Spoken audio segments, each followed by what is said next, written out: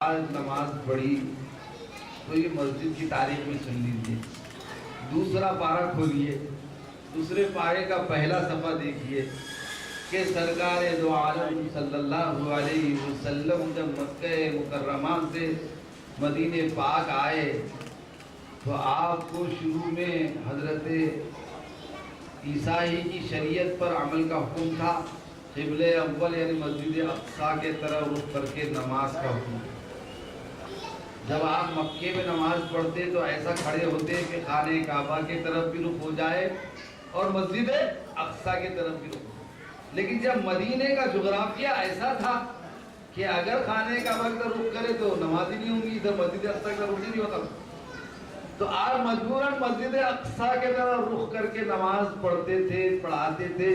لیکن بار بار آسمان کی طرف نگاہیں آپ کی اٹھ جاتی تھی کہ قبلہ قبلہ ابراہیمی بن جائے.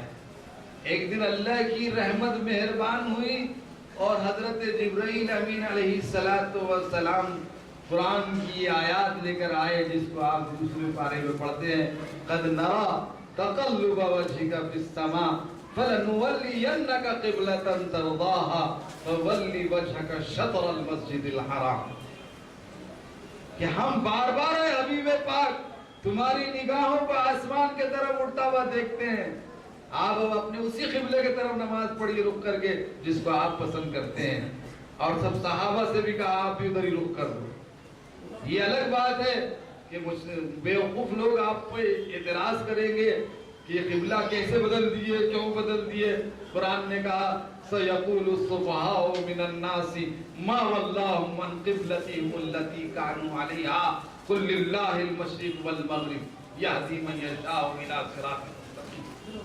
کہ ان قریب بے وقوف لوگ کہیں گے کہ کس نے اب پہلے قبلے سے ان کو ہٹا دیا.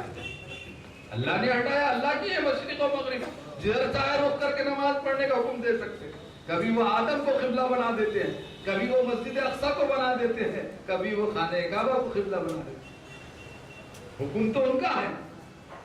تو جناب ایک صحابی نے پہلی مرتبہ قبلہ ابراہیمی خانہ کعبہ کی طرف رخ کر کے حضور کے ساتھ نماز پڑھی پہلی, اور اپنے محلے ادھر جانے لگے جہاں یہ مسجد قبلتین جہاں تھی وہاں پہنچے تو نماز ہو رہی تھی ظہر کی اثر.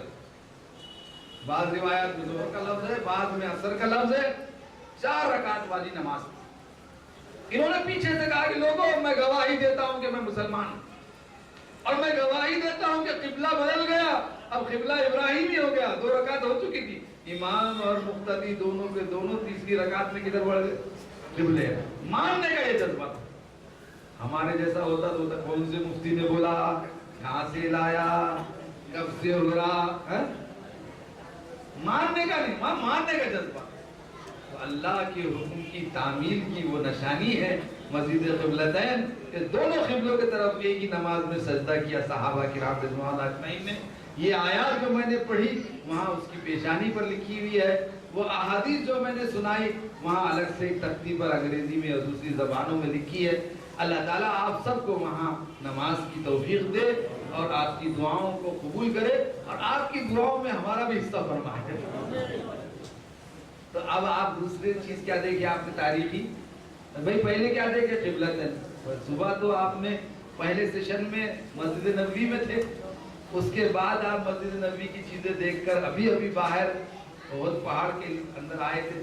احد پہاڑ پر حضور اکثر جایا کرتے تھے, چاندنی راتوں میں اکثر جایا کرتے. 7 مرتبہ لیالی جن ہوئی, اس میں سے اکثر احد پہاڑ پر. حضرت عبداللہ ابن مسعود آپ کے ساتھ ہوتے تھے. یعنی صرف جنگ کے موقع پر نہیں, وہ احد پہاڑ اور اعتبار سے بھی احادیث میں اس قابل ہے کہ آپ اس کے جا کر مشاہدہ کریں, اس کو دیکھیں. حضرت عبداللہ ابن مسعود کہتے ہیں ایک دن حضرت ابو ذر غفاری فرماتے ہیں کہ مجھے ساتھ لے لیا چاندنی رات میں حضور اکیلے, اور مجھ سے کہا ابو ذر یہاں پہاڑ پر ٹھہر جاؤ, میں آگے جا رہا ہوں, میں جب تک نہ ہوں تم نہیں ٹھہر, وہ ہٹنا نہیں آتا. آگے آپ تشریف لے کر گئے, کچھ دیر کے بعد زور سے شور کی آواز سنائی دینے لگی. تو ان کو ڈر لگا کہ کہیں حضور پر کسی نے دست درازی تو نہیں کی, بے ادبی تو نہیں کی, پریشان. وہاں سے بھاگنے لگے تو یاد آ گیا کہ حضور نے فرمایا تھا یہاں سے، پھر وہیں جم گئے۔ بہت دیر کے بعد سرکار تشریف لائے تو آپ نے فرمایا فلاں جگہ کے جنات آئے تھے، انہوں نے اسلام قبول کیا، اب یہ درخواستیں کی، وہ تفصیلات حدیث میں موجود ہے۔ تو احد پہاڑ سے آپ کہاں ہیں؟ مسجد قبلتین۔ مسجد قبلتین سے آپ کو آنا ہے اس جگہ پر جہاں پر جنگ خندق ہوئی تھی، جس کو غزوہ احزاب کا نام دیا ہے قرآن۔ سورہ 22 پارے میں اس کو، سورہ احزاب میں اس کا تذکرہ موجود۔ اصل میں یہ جنگ تیسری جنگ تھی